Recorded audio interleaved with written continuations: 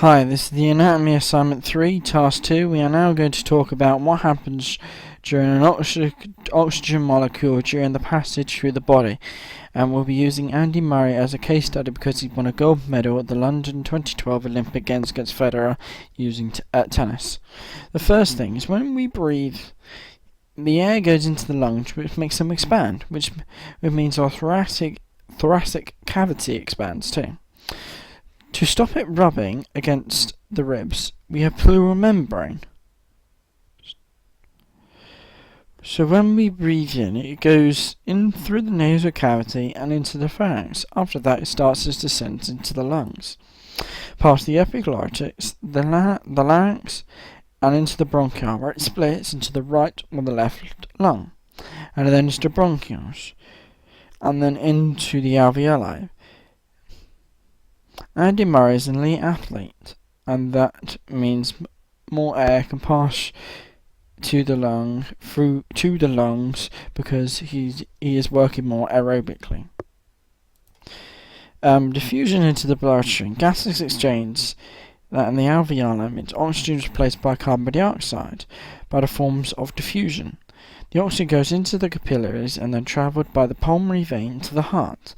And in Andy Murray's case, he'll have a lot more capillaries around his alveoli because he is working aerobically a lot of the time. So that means he can work harder for longer, and he'll have more oxygen in the body.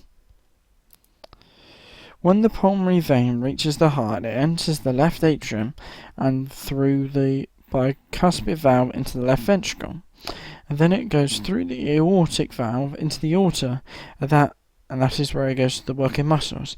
In Andy Murray's case, to his arms and his legs, shown in this picture here.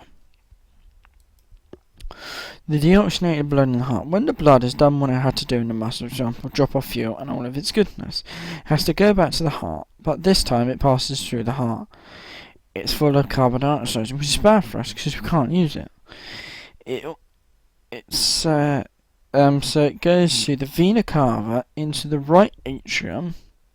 After that, it goes through the tricuspid valve into the right ventricle.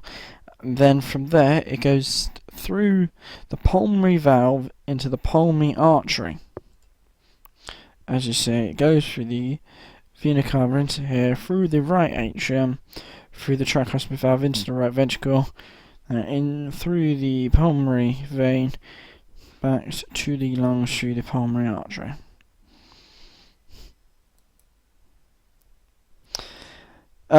Diffusion back into the lungs. When the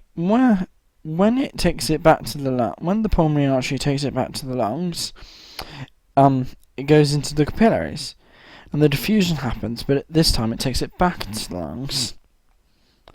So when we breathe out, carbon is released.